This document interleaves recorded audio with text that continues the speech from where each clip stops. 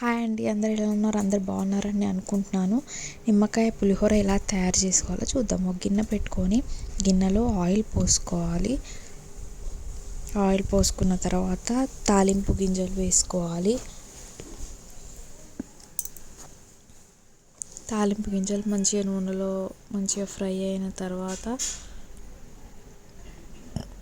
ఉల్లిగడ్డ పచ్చిమిర్చి వేసుకోవాలి. తర్వాత కొంచెం కరివేపాకు వేసుకోవాలి. ఉల్లిగడ్డ పచ్చిమిర్చి కరివేపాకు మంచిగా వేయించుకోవాలి.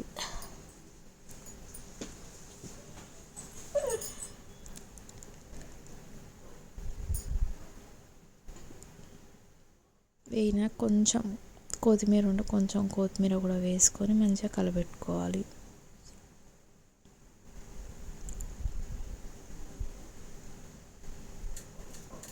తర్వాత తగినంత సాల్ట్ వేసుకోవాలి. కలుపుకోవాలి.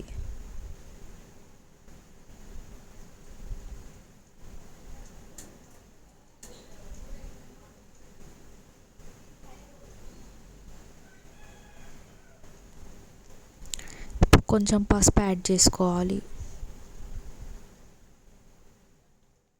మంచిగా కలబెట్టాలి.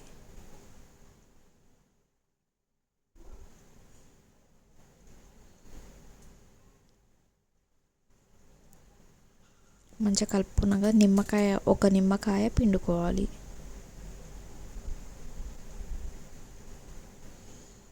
గింజలన్నీ తీసి పక్కన పెట్టుకొని నిమ్మకాయ పిండుకోవాలి.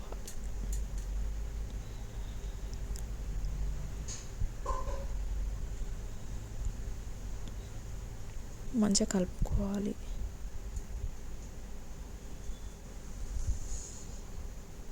తర్వాత ఇప్పుడు రైస్ యాడ్ చేసుకోవాలి. అన్నం వండి పక్కన పెట్టుకున్నాం కదా, ఇప్పుడు ఆ రైస్ ఇందులో యాడ్ చేసుకొని కలుపుకోవడమే.